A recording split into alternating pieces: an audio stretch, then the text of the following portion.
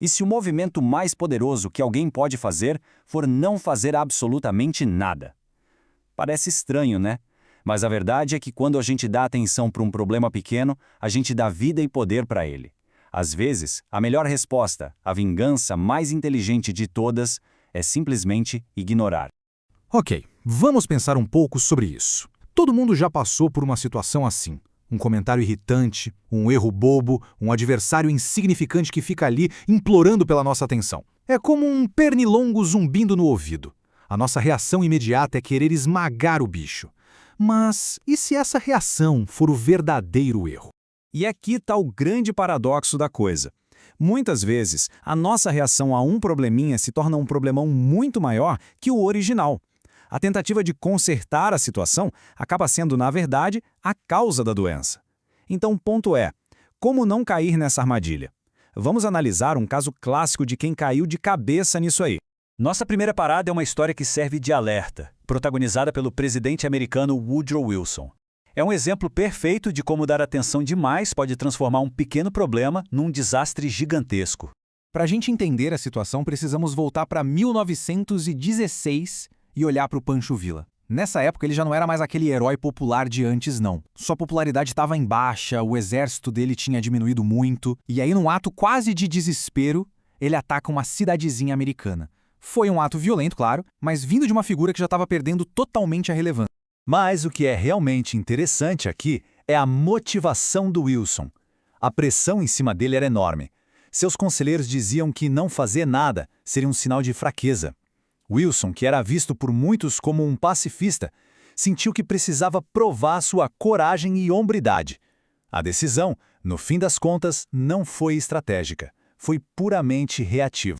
E assim começa a tal expedição punitiva. Um exército de 10 mil homens, com toda a tecnologia militar mais moderna da época, foi enviado para capturar um único bandido. Só que, mês após mês, o Villa parecia evaporar no deserto mexicano.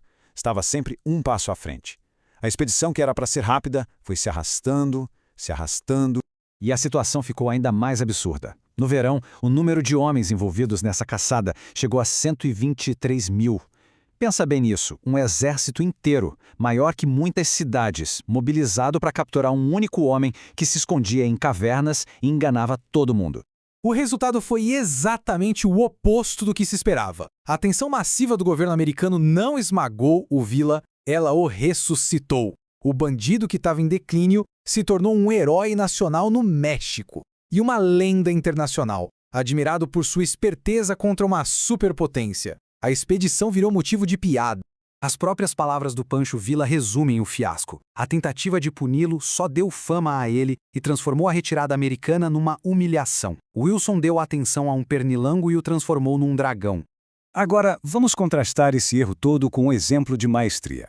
Vamos ver como o rei Henrique VIII da Inglaterra lidou com um problema muito maior, o próprio Papa, usando a arma do desprezo. O dilema de Henrique era existencial. Ele precisava de um herdeiro homem para garantir sua dinastia. Sua esposa, Catarina, não podia mais ter filhos e ele estava completamente apaixonado por Ana Bolena. O único obstáculo, a maior autoridade religiosa do mundo, o Papa, que se recusava a anular o casamento.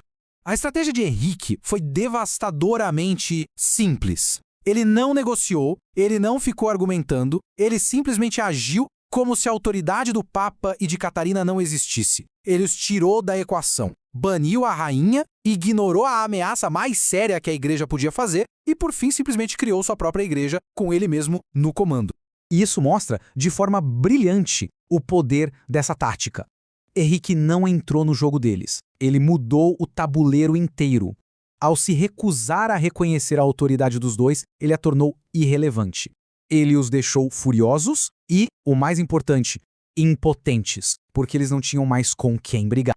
Ok, já vimos o erro e a maestria. Mas por que essa tática de ignorar funciona tão bem? Vamos dar uma olhada nos princípios psicológicos por trás do que a gente pode chamar de desprezo estratégico. Isso aqui não é só uma indiferença passiva de deixar para lá, é uma arma ativa. Ao mostrar desprezo, a gente se posiciona como o rei no tabuleiro, é quem decide o que merece ou não atenção.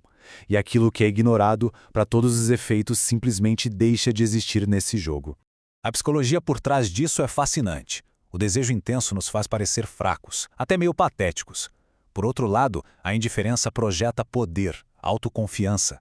Quando se dá atenção a um inimigo insignificante, ele é elevado ao nosso nível. Negar essa atenção o mantém exatamente onde ele deveria estar, pequeno. O filósofo Schopenhauer resumiu essa ideia perfeitamente com esse provérbio italiano. Quem não estima é estimado. Ou seja, ao mostrar que se pode viver muito bem sem algo ou alguém, paradoxalmente o nosso valor aumenta aos olhos dos outros. Mas, e este é um ponto crucial, essa não é uma solução para tudo. Ignorar tudo pode ser um desastre. É preciso saber quando usar o desprezo e quando é hora de agir imediatamente. A chave de tudo é o discernimento. É preciso aprender a distinguir um problema que é só um pouco irritante, que vai se resolver sozinho, de um problema com potencial para virar um desastre, que precisa ser eliminado enquanto ainda é pequeno. Ninguém ignora uma célula de câncer esperando que ela desapareça, certo? A metáfora final é a de uma feridinha. Se a gente deixa ela quieta, ela cura. Mas se ficarmos obcecados, cutucando, passando todo tipo de remédio, nós a transformamos numa infecção grave. Muitas vezes, o nosso esforço para consertar pequenos problemas é o que os torna grandes de verdade.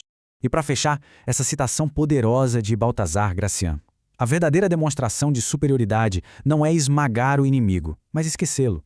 É relegá-lo à irrelevância. É a vingança mais elegante e talvez a mais satisfatória de todas.